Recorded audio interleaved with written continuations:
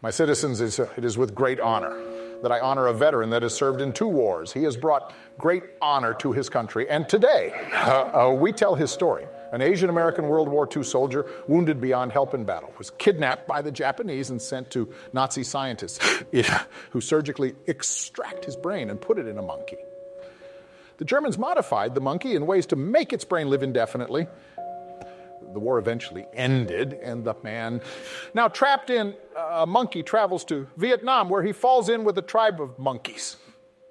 The Vietnam War eventually started, and as a result, got his new home and his family demolished. Wanting revenge, he joined the Americans in fighting the Vietnamese, flying a chopper and providing air support to ground forces. Feeling like he could no longer live there, he moved back to the States, where he opened a bar. Darnold opened his bar in a remote town usually used as a rest stop for people moving through the city.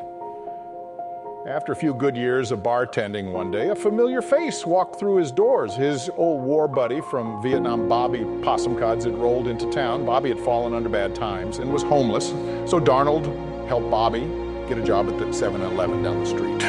After an incident in his bar involving Gorilla Glue, Bobby has no choice but to surgically remove Darnold's brain from his monkey body with 12 9mm bullets to the neck. As a result, made the local engineer fixes up an old robot body to put his brain in. After a few weeks of getting used to his new body, Darnold rebrands the bar to have a more mechanical feel. He even serves androids and cyborgs now. After having a life-changing experience in the basement of the 7-Eleven, Darnold's brain chemistry is altered. Darnold, feeling a wave of anger and anguish, travels to a phone tower in the middle of Death Valley. After climbing to the top, he reflects on everything that has happened to him, seeing his entire platoon wiped out on Hacksaw Ridge, being shot to hell, and getting his legs blown to pieces, being kidnapped by the Japanese as a prisoner of war, being tortured and tested on by Nazi scientists, being shunned by his family because he wasn't human, moving to Vietnam and being brought in by a tribe of monkeys only to have his new home and family be destroyed during the war, opening a thriving business only to be glued to his bar, resulting in him being confined to the cold metal tomb. Darnold no longer feels like himself. Anger and hatred entangled his mind, turning his eyes into a glowing red window into his shattered mind. Darnold then sets out to the place that caused all of his sufferings, Japan.